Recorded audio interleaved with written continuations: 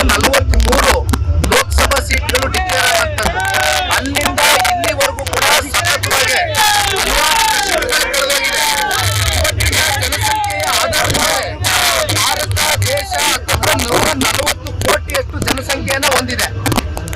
So ನೀವು ಇಲ್ಲಿ ಅರ್ಥ ಮಾಡ್ಕೊಳ್ಬೇಕಾಗಿರ್ತಕ್ಕಂಥದ್ದು, ಒಂದು ಕಡೆ ಒಂದು ತಪ್ಪು ನರೇಟಿವ್ ನ ಬಿಲ್ಡ್ ಮಾಡ್ತಾ ಇದ್ದಾರೆ.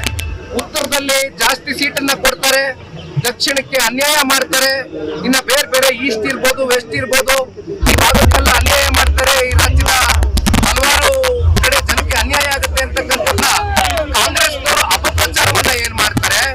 ಇವತ್ತು ಒಂದು ಈ ಸಂದರ್ಭದಲ್ಲಿ ನಾವು ನೀವೆಲ್ಲ ಅರ್ಥ ಮಾಡ್ಕೊಳ್ಬೇಕಾಗಿರ್ತಕ್ಕಂಥ ವಿಚಾರ, ಇದು ಒಂದು ತಪ್ಪು ನರೇಟಿವ್ ಅನ್ನ ಸೆಟ್ ಮಾಡ್ತಾ ಇರ್ತಕ್ಕಂಥದ್ದು. ಒಂದ್ ರೀತಿ ಈ ಬ್ರಿಟಿಷರು ನಮ್ಮ ದೇಶದಲ್ಲಿ ಬಂದು ಒಂದ್ ರೀತಿ ಹೊಡೆದು ಆಳ್ವಿಕೆ ಮಾಡ್ತಕ್ಕಂಥ ಒಂದು ಮನಸ್ಥಿತಿಯನ್ನು ಇಟ್ಟಿದ್ರು. ಆ ಮನಸ್ಥಿತಿಯನ್ನೇ ಇವತ್ತು ಕಾಂಗ್ರೆಸ್ನವರು ಮುಂದುವರಿಸಿದ್ದಾರೆ. ಜೊತೆಲಿ ನೋಡಿ, ನಿನ್ನೆ ದಿನ ಹೇಳ್ಬಿಡ್ತೀನಿ ಸಂಪೂರ್ಣವಾಗಿ. ಇವತ್ತು ಸಿಂಪಲ್ ಆಗಿ ನಿನ್ನೆ ಎಲ್ಲರಿಗೂ ಅರ್ಥ ಆಗ್ತಕ್ಕಂಥ ಫಾರ್ಮುಲಾ ಹೇಳಿದ್ದಾರೆ.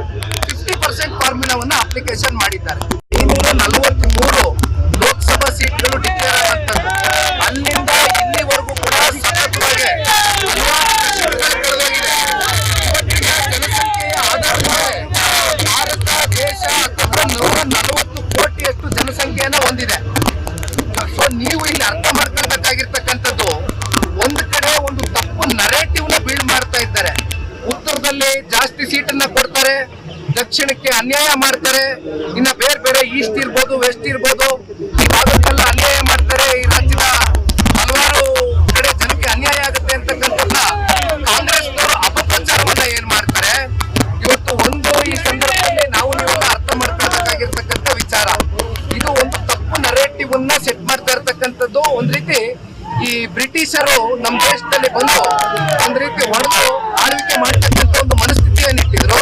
ಆ ಮನಸ್ಥಿತಿಯನ್ನೇ ಇವತ್ತು ಕಾಂಗ್ರೆಸ್ನವರು ಮುಂದುವರಿಸಿದ್ದಾರೆ. ಜೊತೆಲಿ ನೋಡಿ, ನಿನ್ನೆ ದಿನ ಹೇಳ್ಬಿಡ್ತೀನಿ ಸಂಪೂರ್ಣವಾಗಿ. ಇವತ್ತು ಸಿಂಪಲ್ ಆಗಿ ನಿನ್ನೆ ಎಲ್ಲರಿಗೂ ಅರ್ಥ ಆಗ್ತಕ್ಕಂಥ ಫಾರ್ಮುಲಾ ಹೇಳಿದ್ದಾರೆ. 50% ಫಾರ್ಮುಲಾವನ್ನ ಅಪ್ಲಿಕೇಶನ್ ಮಾಡಿದ್ದಾರೆ.